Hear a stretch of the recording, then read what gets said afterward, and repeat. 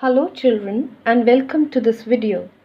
In this video I will be telling you the story of Moses and the 10 plagues. The Bible reference of which you will find in the book of Exodus chapter 7 to chapter 14. The Israelite Hebrews were very sad as they had been suffering at the hands of the Egyptians. God saw their plight and assured them that Moses would surely deliver them out of Egypt. Yet they were very unhappy and faint-hearted and could not believe it. After this, by God's command, Moses and Aaron went many times to Pharaoh to bid him to let the people go. But Pharaoh would not, though God sent strange and terrible plagues upon him and his people to punish them for their wickedness and make them obey him. Yet Pharaoh did not agree. The Hebrew people were greatly troubled, but Pharaoh would not agree. Then God started sending plagues upon them. The first terrible plague was when Moses struck his rod in the Red Sea and it changed to blood. The second plague was when God sent a multitude of frogs all over Egypt. After the plague of frogs, God sent gnats, yet the Pharaoh acted stubborn. Then swarms and swarms of flies were sent, yet the Pharaoh did not pay heed. The cattle and livestock, they suffered disease, and thousands of them died. The Egyptians were troubled as they suffered from boils, even in Pharaoh's own palace, yet the Pharaoh did not relent. God sent terrible hailstorm, but still the Pharaoh would not listen.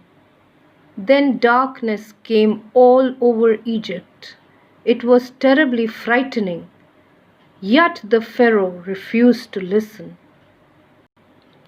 At length, as Pharaoh had commanded all the sons of the Hebrews to be slain, God in one night destroyed all the firstborn in Egypt, and then fearing their own lives, the Egyptians hastily drove out the Israelites.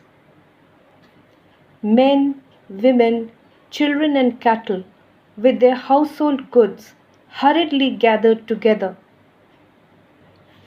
There were 600,000 men, beside women and children. God caused a great pillar of cloud to go before them in the daytime to show them the way they were to take. And at night he led them by a pillar of fire. After the children of Israel had left Egypt, Pharaoh, though his kingdom had been nearly destroyed for his disobedience to God, was angry with himself for letting them go. So he gathered together a great army and persuaded them to where they were encamped in the wilderness by the Red Sea. When the people saw they were pursued, they were much afraid and reproached Moses for bringing them there. For they thought it would have been better to be slaves in Egypt than to be killed in the wilderness. But Moses bade them not to fear. God would deliver them. Then the pillar of cloud and of fire that had gone before to guide them removed itself and went behind the camp, so that it stood between the Egyptians and the children of Israel. To the Egyptians it was a cloud and darkness, so that they could not continue their pursuit, but to the Israelites it gave light. Then Moses, as God had commanded him, stretched out his rod or staff over the sea. He stretched his rod and commanded the sea to open. the waters divided,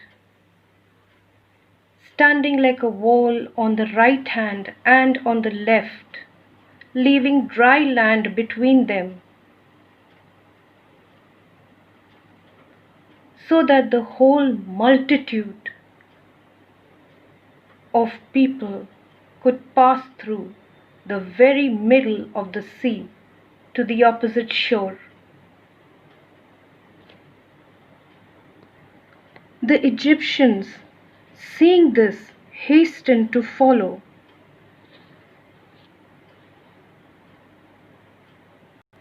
And when they were following, God sent a violent storm among them and threw them all into confusion. When they were in the middle of the sea, where the Israelites had gone safely, God bade Moses again to stretch out his hand over it. And when he did so, the waters came back again to their place and drowned Pharaoh and all the Egyptians. There was not one of them left alive.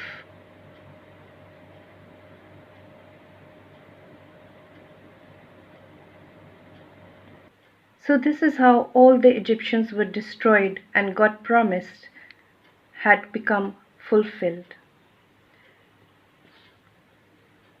After the Egyptians had all been destroyed, the Israelites went forward into the wilderness, and when they had been traveling 3 days, they were in distress for want of water.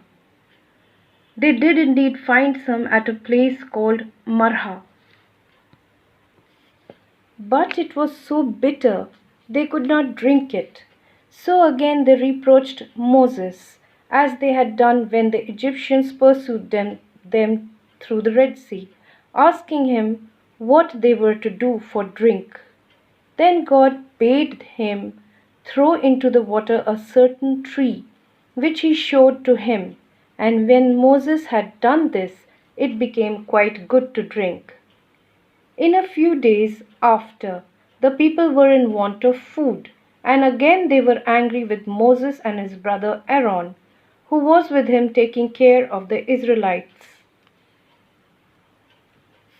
They said they wished that they had stayed in Egypt, where they had enough to eat, for they had been brought into the wilderness only that they might die of hunger. Then Moses asked them why they murmured against him and Aaron, when it was God himself who had brought them out of Egypt. Their murmuring was really against God, and yet though he was displeased at their conduct, he would supply them with food, that they might know that he was indeed their God.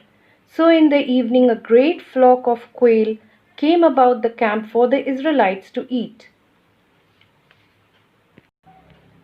And in the morning, when the dew was dried up from the ground, there lay upon it small round things like coriander seeds. The people did not know what it was, but Moses told them that it was bread that God had sent to them. There it was fresh every morning, except on the 7th day, when God had in the beginning made a day of rest. On that day,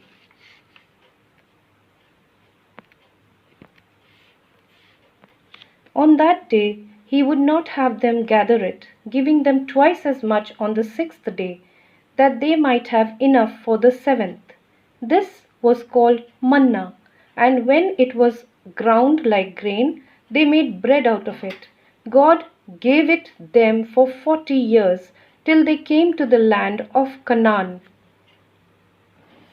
But though God had done so much for them, the children of Israel were a most ungrateful people. The very next time they wanted water, they were so angry with Moses that they were ready to kill him. Then Moses prayed to God to tell him what to do, and God bade him take some of the chiefs of the people and go to a certain rock in Horeb and strike it with his rod, and water should come out of it. So he took the men with him and struck the rod, and water flowed abundantly. This is the rock, children, at Horeb. I hope you've understood the chapter well. Bye-bye.